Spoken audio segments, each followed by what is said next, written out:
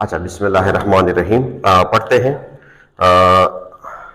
Topic है हमारा सॉलोबिलिटी।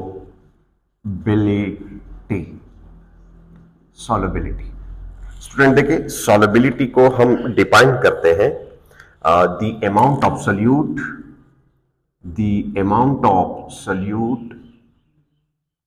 amount of solute when dissolved in when dissolved in when dissolved in 100 grams of solvent to give us a saturated solution at constant temperature। इसको हम क्या समझते हैं? Solubility समझते हैं। मतलब है कि हमने अमाउंट को देखना है कि दो चीजें ऐसे हैं कि यहां पर हमने उनको कांस्टेंट रखना होगा। 100 ग्राम्स सॉल्वेंट को आपने लेना होगा अगर आपने सॉल्युबिलिटी चेक करनी है। दूसरा चीज जो है वो ये है कि आपने टेम्परेचर को क्या करना होगा? कांस्टेंट रखना होगा। थर्ड वन, आपने सॉल्यूशन को, आपने चीज को सैचुरेटेड तक डिसॉल्व करना होगा। कहां तक? सैचुरेटेड तक। यानी अगर आप सॉल्युबिलिटी के लिहाज से आपने सॉल्युबिलिटी देखनी है कि एक चीज फलानी चीज में कितना सॉल्युबल है, तो आपने ये देखना होगा कि आपने फॉर एग्जांपल एक कंटेनर मैंने लिया है, वाटर ली है 100 ग्राम वाटर ली है आपने, H2O ली है, इसमें आपने सॉल्यूट डालना है। तो सॉल्यूट कब तक डालेंगे? जब तक कि ये सैचुरेटेड सॉल्यूशन बने। यानी ऐसा एक सॉल्यूशन बनाए जो मजीद सॉल्यूट को हल ना कर सकता हो। Got the point? क्या कहा कि आपने उस वक्त तक इनको डालना है। 1 ग्राम आ गया, 2 ग्राम, यानी 1 ग्राम डालो, अगर ये डिसॉल्व हो गया 2 ग्राम डाल दो, 3 ग्राम डाल दो, अब 250 ग्राम तक जाओ। ये डिपेंड करता है कि आपने डाला क्या है, आपने डाला क्या है। इस पर डिपेंड करता है कि फॉर एग्जाम्पल बात चीजें ऐसे हैं कि आप इनको डालते जाओ वाटर में, वो डिसॉल्व होते जाएंगे। फॉर एग्जाम्पल आयोनिक कंपाउंड है, आप इसी कंटेनर को चेक करो, 100 ग्राम वाटर ले लो और इसमें आयोनिक कंपाउंड ले लो। क्या ले लो? आयोनिक कंपाउंड ले लो। और एक 100 ग्राम वाटर ले लो और इसमें आप कोई ऑर्गेनिक कंपाउंड ले लो जो हाइड्रोजन बॉन्ड बना सकता हो। अब देखिए, आयोनिक कंपाउंड और ऑर्गेनिक कंपाउंड में तो फर्क है। यानी ये अमाउंट में ज्यादा डिसॉल्व होगा, ये अमाउंट में कम डिसॉल्व होगा। यानी ये सैचुरेटेड सॉल्यूशन जब आप बनाएंगे 100 ग्राम सॉल्वेंट में, वाटर में, 100 ग्राम सॉल्वेंट वाटर में, अगर आप दोनों में सैचुरेटेड सॉल्यूशन बनाएंगे तो याद रखो कि ये अमाउंट में आयोनिक कंपाउंड अमाउंट में ज्यादा यूज होगा। आयोनिक कंपाउंड अमाउंट में ज्यादा यूज होगा। यानी सैचुरेटेड सॉल्यूशन तक जाने के लिए आपने आयोनिक कंपाउंड को ज्यादा इस्तेमाल करना होगा और जो ऑर्गेनिक कंपाउंड है उनको आपने शायद कम इस्तेमाल करना होगा। Got the point? तो अब हमने क्या देखना है? अब हमने इन फैक्टर्स को, इन कंडीशंस को जहन में रखना होगा और इसके कुछ फैक्टर्स पढ़ते हैं। क्या पढ़ते हैं? कुछ फैक्टर्स पढ़ते हैं। फैक्टर्स इफेक्ट दी सॉल्युबिलिटी। यानी ऐसे कौन कौन से फैक्टर्स है जो सॉल्युबिलिटी को क्या करता है? इफेक्ट करता है। क्या करता है? इफेक्ट करता है। नंबर फर्स्ट वन है नेचर ऑफ सॉल्यूट। यानी सॉल्यूट के नेचर पे भी डिपेंड करता है। अब वहां पर मैंने दो सॉल्यूट मैंने लिए, ऑर्गेनिक और जो क्या है आयोनिक कंपाउंड। अब इसी तरह नेचर ऑफ सॉल्यूट, आपके बुक में 2 सॉल्यूट लिए हैं। अब आपने इस मैं 100 ग्राम, ये याद रखना होगा, 100 ग्राम सॉल्वेंट मेरे लिए है, 25 डिग्री सेंटीग्रेड टेम्परेचर है। टेम्परेचर को आपने चेंज नहीं करना होगा, कांस्टेंट रखना होगा। और इसमें आपने अमोनियम नाइट्रेट सोल्यूशन को डाल दो, सल्यूट को डाल दो, अमोनियम नाइट्रेट को डाल दो, तो शायद आप डालते जाओ, ये 192 ग्राम तक आपने डालना होगा। कहां तक? 192 ग्राम। अब ये बहुत बड़ा अमाउंट है, छोटा अमाउंट नहीं है। इसी तरह इनके मुकाबले में आप इसी सॉल्वेंट में, इसी 100 ग्राम सॉल्वेंट में अगेन अपनी कितनी वाटर ली है? 100 ग्राम वाटर ली है और 25 डिग्री सेंटीग्रेड। आप क्या चेंज कर रहे हो? अब चेक करो आप चेंजेस में, किस में चेंजेस? यहां पे भी वाटर है और यहां पर भी वाटर है, दोनों में सॉल्वेंट क्या इस्तेमाल कर रहे हो? वाटर। और उसमें भी हमने जो है amount of solute when dissolved in 100 gram of solvent, इधर शर्त सॉल्युबिलिटी के लिए वाटर नहीं है, शर्त सॉल्वेंट है। लेकिन यहां पे मैंने सॉल्वेंट को कांस्टेंट रखा है, फैक्टर्स में सोल्यूट को चेंज कर रहा हूं। यहां पे आप मर्क्यूरिक क्लोराइड HgCl2 को डाल दो, ये शायद 6.5 ग्राम तक डिसॉल्व कर जाए।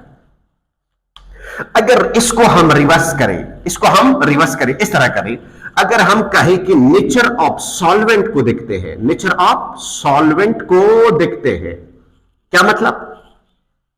यहां पे क्या है? Nature of solute. बी में हम पढ़ रहे हैं nature of solvent. Nature of solvent का मतलब क्या है? नेचर ऑफ सॉल्वेंट का मतलब है कि इसी के लिए हमने क्या करना होगा? इन दोनों के लिए इथाइल अल्कोहल ले लो। क्या ले लो? इथाइल अल्कोहल ले लो। अब दूसरा सॉल्यूशन, दूसरा एक वो ले लो, सॉल्वेंट ले लो, उसमें भी आप क्या ले लो? इथाइल अल्कोहल ले लो, इथाइल अल्कोहल। अब आप अगेन अमोनियम नाइट्रेट को भी डाल दो।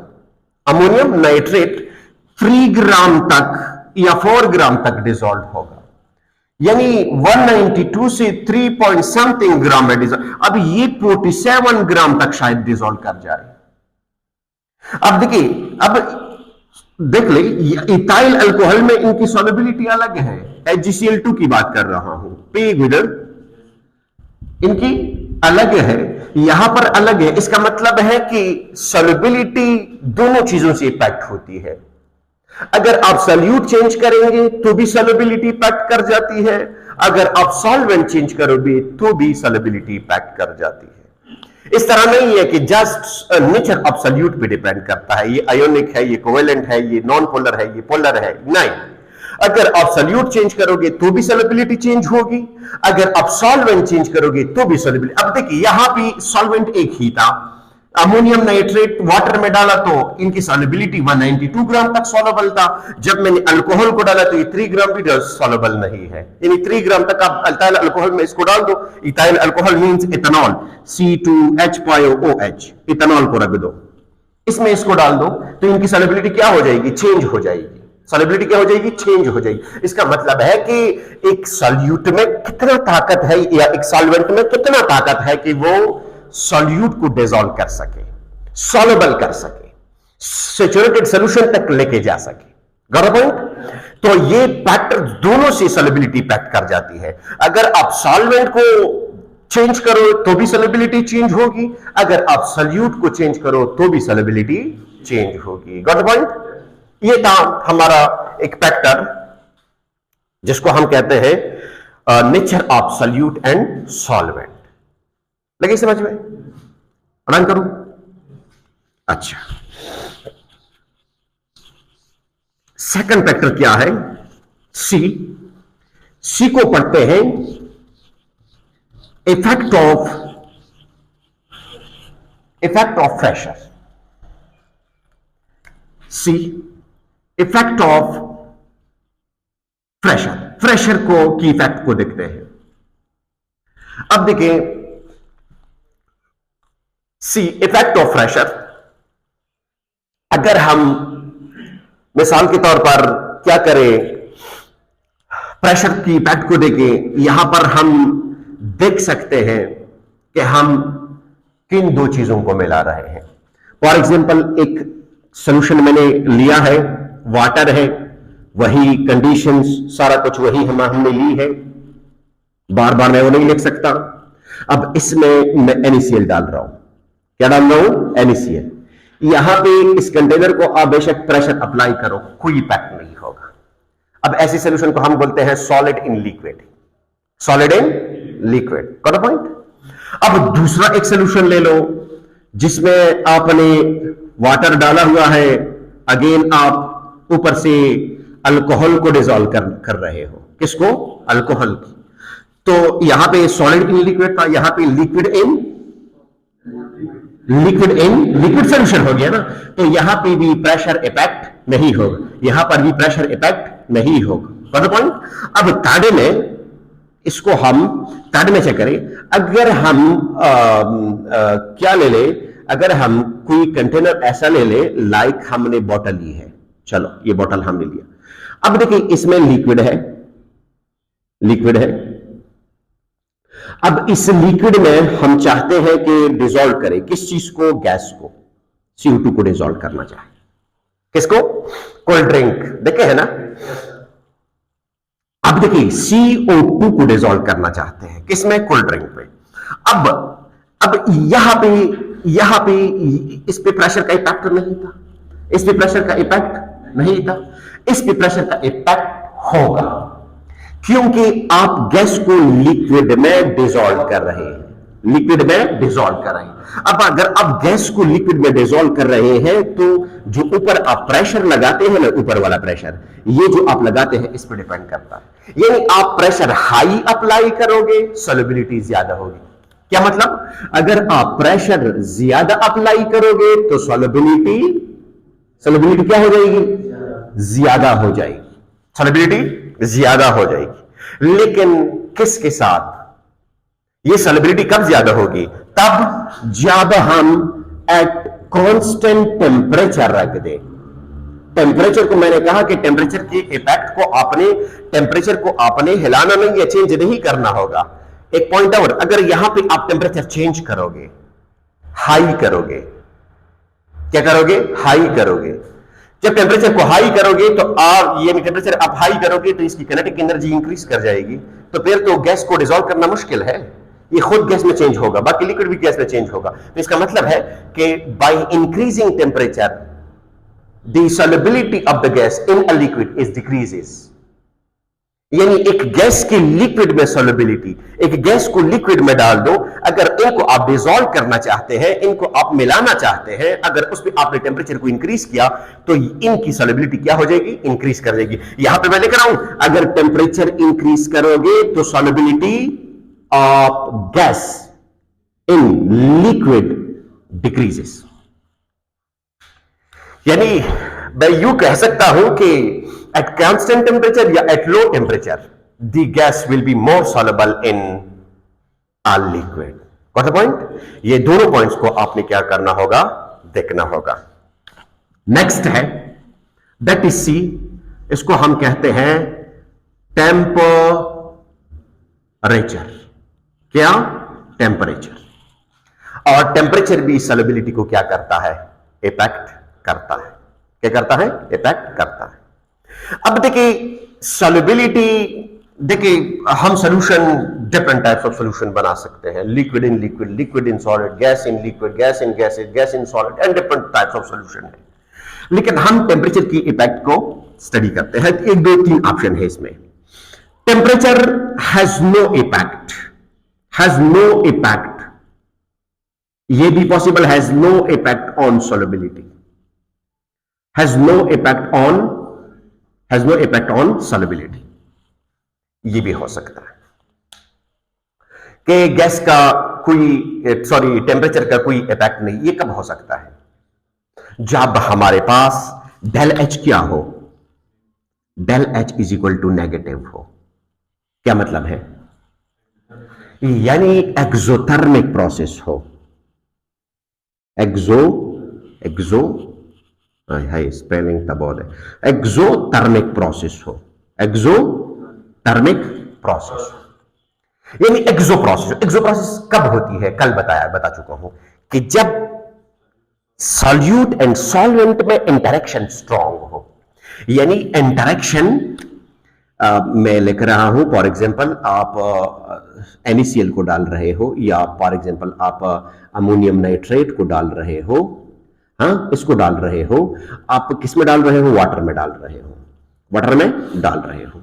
तो अब देखिए, अगर सॉल्यूट एंड सॉल्वेंट की इंटरेक्शन क्या हो, स्ट्रॉन्ग हो, तो हीट क्या होगा, रिलीज होगा। जब हीट रिलीज होगा तो इसका मतलब यह है कि यहां पे तो टेम्परेचर का कोई रोल नहीं होगा, यानी अगर यहां पे आप टेम्परेचर को इंक्रीज करोगे ना, मैं तो यूं कहूंगा कि सॉल्युबिलिटी डिक्रीज कर जाएगी।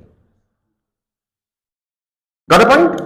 अब ये है कि ये तो हीट रिलीज कर रहा है। दो सेकंड पॉइंट ये है, अगर हमारे पास एक सॉल्यूट एंड सॉल्वेंट में इंटरेक्शन इतना स्ट्रांग नहीं है, इसका मतलब है डेल एच क्या है, पॉजिटिव है, डेल एच पॉजिटिव है।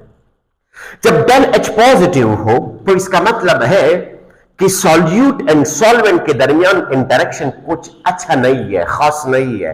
तो यहां पे आपने क्या करना होगा, आपने थोड़ा सा हीट देना होगा ताकि ये आपस में आ जाए नजदीक। यानी यहां पे मैं कह सकता हूं कि by increasing temperature solubility increases. नहीं समझे? लगी समझ में? यहां पे सॉल्युबिलिटी और टेम्परेचर इनवर्स रिलेशन में कह सकता हूं। क्या है? इनवर्स रिलेशन, यानी solubility is inversely related to temperature first में। सेकंड में temperature is directly proportional to solubility. नहीं समझे? एक इस तरह है कि ये नजर आता है इसमें। अच्छा, थर्ड इसमें यह है कि अगर del H negative, del H zero हो, हाँ क्या कहा, डेल एच जीरो हो, यहां पे इनवर्स रिलेशन है, यहां पे चलो इसका इफेक्ट तो है, इसको आप 1 नंबर दे दो। थर्ड में आप लिख दो कि del H is equal to zero. क्या मतलब है कि इस सोल्यूशन से ना तो हीट रिलीज कर जाती है ना हीट देनी पड़ती है। तो यहां पे हम कह सकते हैं कि temperature has no effect, temperature का कोई इफेक्ट नहीं होगा। यानी आप टेम्परेचर दियो ना दियो तो ये सॉल्युबिलिटी होकर रहेगी, सॉल्युबिलिटी होकर रहेगी। इसका मतलब है कि यहां पे आपने टेम्परेचर को नहीं देना होगा। अब देखिए, आप सॉल्युबिलिटी देखेंगे, यहां पे आप सॉल्युबिलिटी ड्रॉ करो, यहां पे टेम्परेचर ड्रॉ करो, बास आपको इस तरह लाइन देंगे, बास आपको इस तरह लाइन देंगे, यानी जो सीधा लाइन देंगे इसका मतलब है कि ये टेम्परेचर के साथ इनका इतना ताल्लुक नहीं है, यानी टेम्परेचर इंक्रीज करोगे वो डिक्रीज करोगे, सॉल्युबिलिटी यही होगी। फॉर एग्जांपल ये NaCl का कर रहा है, किसका कर रहा है, NaCl आयोनिक कंपाउंड है, सॉल्युबिलिटी है इसकी अच्छी तरह सॉल्युबल है। तो अब यहां पे ये टेम्परेचर के साथ इनका कोई ताल्लुक नहीं है, रोल नहीं है टेम्परेचर का, यहां पर रोल नहीं है। यानी मैं कह सकता हूं कि यहां पे टेम्परेचर का कोई रोल नहीं है। बास की इस तरह है कि टेम्परेचर को इंक्रीज करोगे, टेम्परेचर को इंक्रीज करोगे, सॉल्युबिलिटी देख रही है, ये चेक कर रहे हो, ये चेक कर रहे हो, टेम्परेचर को इंक्रीज करोगे सॉल्युबिलिटी इंक्रीज कर रही है। बास ऐसे होंगे कि टेम्परेचर को इंक्रीज करोगे एक दोबारा एक हद तक सॉल्युबिलिटी इंक्रीज कर जाएगी और फिर उसके बाद शायद डिक्रीज भी कर सकती है। Got a point? और कुछ की इस तरह भी हो सकती है कि आप इनकी टेम्परेचर को इंक्रीज करो तो उनकी solubility decrease, like lithium carbonate जो है उनको टेम्परेचर आप दियो तो उनकी सॉल्युबिलिटी क्या कर जाती है, डिक्रीज कर जाती है। सही है?